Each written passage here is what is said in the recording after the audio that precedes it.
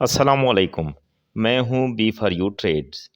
میری کہانی میری زبانی۔ میں 2017 میں معرض وجود میں آئی۔ میرا ہیڈ آفس ملیشیا کوالالمپور میں بنایا گیا۔ میرے سی او ای کا نام سیف الرحمان خان ہے۔ سیف الرحمان خان ایک ایجوکیٹڈ پرسن ہیں۔ اکنامکس میں یونیورسٹی ٹیکنالوجی ملیشیا سے ماسٹر کیا ہے، جبکہ یہ ایک علیحدہ بات ہے کہ مذکورہ یونیورسٹی یہ ڈگری آفر ہی نہیں کر رہی۔ میرے کو فاؤنڈر کا نام ملیشین لیڈی حسنی ہے، جو کہ اپنے پروفائل میں former head Citibank Malaysia لکھتی ہے، جبکہ اس پہ بھی مجھے کوئی آر محسوس نہیں ہو رہی کہ ہیڈ آف سٹی بینک کے طور پر ریکارڈ میں اس کا کہیں نام بھی موجود نہیں۔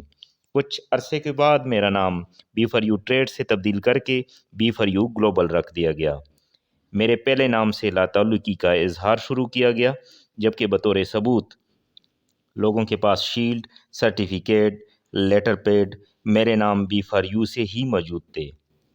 اس کے بعد میرا سفر پاکستان میں شروع ہوا، لیکن ڈبل شاہ کے کیس نے بہت سارے لوگوں کے ذہنوں میں پہلے سے ہی یہ خطرے کی گھنٹی بجا دی تھی کہ اس طرح کا فراڈ کرنا معمول ہو چکا ہے۔ اس دوران میرے سی او ای اور اس کی ٹیم نے، جس میں قابل ذکر عامر حسین مغل، شیخ شامی اور دیگر کچھ شامل تھے، ایس ای سی پی سے مختلف کمپنیز کے نام رجسٹر کروا بیٹھے۔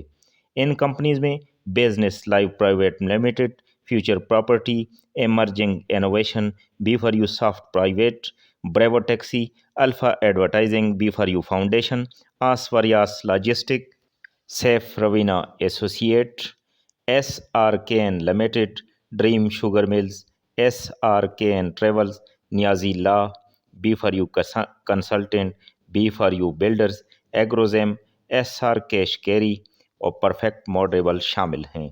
اس بات سے قطع نظر کہ جب مجھ پہ مختلف قسم کے مشکل حالات میں میں گر چکی تھی، اس ٹائم پہ نیازی لا کا کہیں کوئی نام آپ نے نہیں سنا ہوگا۔ ایس ای سی پی میں نیازی پیٹرولیم، ڈریم شوگر مل اور آنس وریاس ٹریڈ رجسٹرڈ ہی نہیں تھے۔ یوں میرا سفر کچھ مہینے کم 4 سال کا ہو چکا تھا، اور اس دوران میرے ساتھ تقریباً 86,000 پاکستانی جڑ چکے تھے۔ میرا یہ سفر اتنا آسان بھی نہیں تھا، مجھے کافی محنت سے یہاں تک لایا گیا۔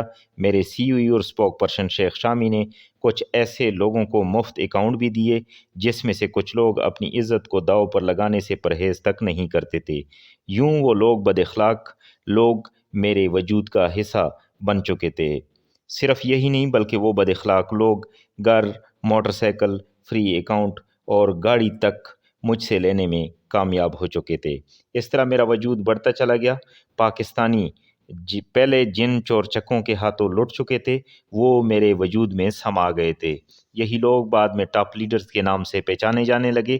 کمال کی حکمت عملی کی وجہ سے مین سٹریم میڈیا پر ایڈورٹائز کیے بغیر میں ہر پاکستانی تک پہنچنے لگی۔ میرے سی او ای نے بالکل برملا ہر جگہ پر اپنا پروگرام رکھا اور اچیومنٹ پر مختلف انعامات کے اعلانات بھی کر دیے۔ کراچی کے ایک مفت اکاؤنٹ پانے والے باشندے نے میرے سی او ای کی خوشی کے لیے تن من دن کی بازی تک لگا دی۔ میرے سی او ای کی خوشی بڑھتی چلی گئی، جس میں شادیاں بھی شامل رہیں، مگر نومبر 2020 میں میرے وجود اس وقت خطرے میں پڑ گئی جب ایس ای سی پی نے نوٹس کیا۔ یہاں صرف ایس ای سی پی نے نہیں بلکہ ایف ایم یو نے 70 سے زائد میرے اکاؤنٹ کا سراغ بھی لگا لیا۔ اب یہاں سے مجھ پر عذاب آنا شروع ہو گئے۔ ایس ای سی پی نے اس جرم کے پاداش میں مجھے میرے وجود میں درج کمپنیز، عوام سے پیسہ اکٹھا کیا جانا، اس کو غیر قانونی قرار دے چکا تھا، کیونکہ جتنی بھی کمپنیز رجسٹرڈ کیے جا چکے تھے، اس میں آڈیٹر تک کبھی نہ ہونا یہ بھی ایک بہت بڑا سوال تھا۔ ایس ای سی پی کی قوانین میں 10 لاکھ سے کم کمپنیز میں آڈیٹر کا نہ ہونا اتنی بڑی بات نہیں، لیکن اب میری کمپنیوں میں پاکستانیوں سے اربوں روپے اس مقصد کے لیے اکٹھے کیے جا چکے تھے کہ اس پیسے پر 7 سے 20% تک منافع دیا جائے گا۔ رجسٹرڈ کروانے والے مقصد سے یکسر یہ تضاد تھا۔ اس دوران میرے سی او ای اور ٹاپ لیڈر کی مشاورت سے کیش بکس تک کا بھی تعارف کروا دیا گیا تھا۔ اس بات سے قطع نظر کہ جس مقصد کے لیے کمپنیوں کے نام اور کمپنیاں بنا دی گئی تھی، اس کو یکسر نظر انداز کر کے اس کے بیہاف پر یا اس کے پشت پر پاکستانیوں سے پیسے اکٹھے کیے جانے لگے تھے۔ یہ جو کیش باکس ہے یہ ان لیڈران کی ایما پر بنا دیا گیا تھا کہ ایس سی سی پی اور دیگر اداروں کو نظر انداز کر کے بالکل ہم اس کو یکسر نظر انداز کر کے اس میں لوگوں سے کیش اور اس کو ڈالر ٹرانسفر کرنے کا کام جاری رکھیں گے۔ لیڈران پاکستانیوں سے کیش میں پیسے بٹورتے رہے اور ان کو جسٹ فگر کے طور پر اکاؤنٹ دیے جانے لگے، جبکہ ان کو محسوس ہوا کہ کیش باکس میں پڑے لاکھوں ڈالر اسی طریقے سے ہی کیش کروانا ممکن ہے، تو آخری سال بجائے اس کے کہ لوگوں کو وارن کرتے، ان کو اس پر سرمایہ لگانے، گھر بیچنے، گھر کے استعمال کی چیزیں اور پراپرٹی بیچنے کی طرف راغب کیا۔ یوں پاکستانیوں کو نچوڑا گیا اور زر اور گھر اور ملکیت سے محروم کر دیا گیا۔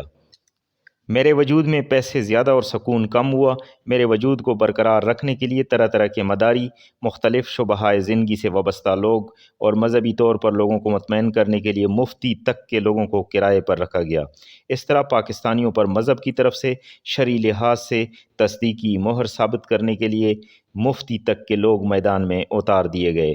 میرے وجود کا ڈیزائن اور سوشل میڈیا کا ڈیزائن اس طرح رکھا گیا کہ جو جتنا زیادہ کماتا گیا وہ میرے سی او ای کا خاص بندہ بنتا گیا اور مجھے تازہ خون دینے والے اتنی ہی اس کے رحم و کرم پر آتے گئے، یہاں تک کہ اگر کوئی سوال بھی پوچھتا تو اس کو ریموو کر دیا جاتا یا اس کی آئی ڈی کو واش کرنے کی دھمکی دی جاتی۔ اس طرح مجھ سے ایف سی پی کو بھی جوڑ دیا گیا۔ جو لوگ وڈرا کا تقاضا کر رہے تھے وہ کچھ حد تک فیوچر کار کمیٹی کے نام سے خاموش کر دیے گئے۔ اس وقت 400 سوزوکی آلٹو، 200 ہونڈا سٹی، 200 کیا سپورٹیج بک ہو چکی ہیں، لیکن ان 800 گاڑیوں میں سے صرف 8 سے 10 گاڑی بامشکل ان لوگوں تک پہنچائی جا چکی ہے۔ میرے سی او ای اور ڈائریکٹرز کو ایس سی سی پی کی طرف سے 4 ارب روپیہ جرمانہ کیا گیا، جس کے لیے وہ ہائی کورٹ سے رجوع کر گئے، مگر وہاں بھی بات نہیں بنی۔ سپریم کورٹ گئے، وہاں سے نیب کی تحویل میں دیے گئے، میرے وجود میں موجود پیسے فریز کر دیے گئے اور سی او ای سمیت 6 لوگ پابند سلاسل کیے گئے۔ سہیل خان نامی نوجوان جو کہ آئی ٹی ایکسپرٹ کی حیثیت سے اس ٹائم پر نیب کی تحویل میں ہیں، یہ بات ایک معمہ بن چکی ہے کہ جبکہ اس کا اصل ذمہ دار expert I T Tauseef head of I T department ہیں، اس وقت وہ پرتعیش زندگی گزار رہا ہے اور نیب میں اس کی فائل کلوز کر دی گئی ہے، جبکہ وہ دبئی میں موجود پرتعیش زندگی میں مصروف ہے۔ کرپٹو کرنسی 60% میرے وجود کا حصہ معمہ بن چکا ہے۔ کمال ہوشیاری سے پاکستانیوں کا دھیان اس طرف سے خاموش رکھا گیا ہے۔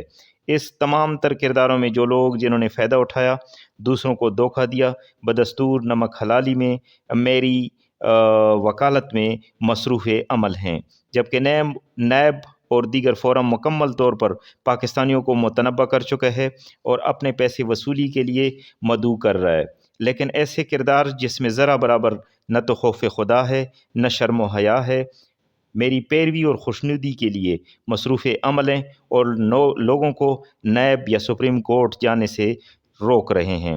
میرے ٹاپ لیڈران کی بولتی بند اور دوسری کمپنیز کے پرچار میں مصروف ہیں۔ اس طرح ایک کردار 5 سال تک میرے گانے گانے والا شخص لوگوں کو ویلڈرز کو جوائن کرنے کی ترغیب دے رہا ہے۔ اداروں کے حرکت میں آنے کی وجہ سے میرے وجود کی دیواریں مانند ریت ثابت ہوئیں۔ ایسے وجود شرم شاید آئے، مگر اس سے زیادہ شرم پاکستانیوں کے سادگی اور ان کو ورغلانے والوں کی وجود پر مجھے زیادہ شرم آنے لگی ہے۔ یہ ایک خطرہ تھا کہ اپنی ولدیت میں وہ شخص جس نے ویلڈس میں لوگوں کو مدعو کیا ہے، وہ اس سے پہلے B for U trade, B for U global, S R G پہ بالکل ایسے لگتا تھا کہ ایک مکمل طور پر اس کا ایک ایسا نمائندہ ہے جو لوگوں کو ہر وقت اس میں مدعو کرنے کی اپنی کوشش میں مصروف رہتا ہے۔ میری عقل اس وقت دنگ رہ گئی جب میں نے اس کے زبان سے ویلڈس کی پرچار سنی۔ میری آنکھیں تب کھلی جب وقت اور مال کے پجاری عقل سلیم سے عاری شخص نے ویلڈس کی حمایت کی، جبکہ اس سے قبل لوگوں کو جائز سوال پر بھی دوسری کمپنی کے تعلق سے جوڑ کر مسلمانی سے خارج کرنے کی جسارت تک کرتا رہا۔ میری سانسیں اکڑ چکی اور 4 لاکھ آرمی کسی وقت بھی بے قابو ہو سکتی ہے۔ سب سے زیادہ خطرہ ٹاپ لیڈر اور ساتھ دینے والے لوگوں کو ہے۔